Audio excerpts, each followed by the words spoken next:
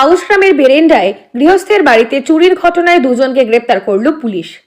Police জানিয়েছেন ধৃতদের নাম সানারুল শেখ ও সানারুল মোল্লা। তাদের বাড়ি আউশগ্রামের পুবার গ্রামে।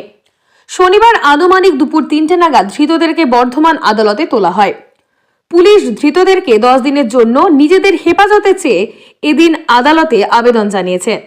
স্থানীয় সূত্রে জানা গিয়েছে, কেশব ঘোষ নামে বেরেন্ডার এক বাসিন্দার বাড়িতে বৃহস্পতিবার রাতে চুরির ঘটনাটি ঘটে। আর এক বাসিন্দা নীলকণ্ঠ মণ্ডলের বাড়িতে চুরির চেষ্টা চালানো হয় বলেই অভিযোগ। তার মধ্যে কেশব ঘোষের ফাঁকা বাড়ির সুযোগে পাঁচিল টপকে ঘরের মধ্যে ঢোকে দুষ্কৃতীরা। তারপর দরজার তালা ভেঙে ঘরে ঢুকে কয়েক হাজার টাকা ও গয়না নিয়ে চম্পট দেয় দুষ্কৃতীরা। ঘটনার খবর পেয়ে রাতেই গোটা এলাকা ঘিরে ফেলে আউশগ্রাম থানার পুলিশ। তারপর তল্লাশি চালিয়ে এলাকা থেকেই ধৃতদের হাতে নাতে ধরে পুলিশ। পুলিশের দাবি, ধৃতদের কাছ থেকে দুটি শাবল, গ্যাস কাটার প্লাস এবং স্ক্রুড্রাইভার সহ চুরি করার প্রয়োজনীয় সরঞ্জাম উদ্ধার করা হয়। পাশাপাশি ওই বাড়ি থেকে চুরি যাওয়া জিনিসপত্রগুলিও উদ্ধার করা হয়।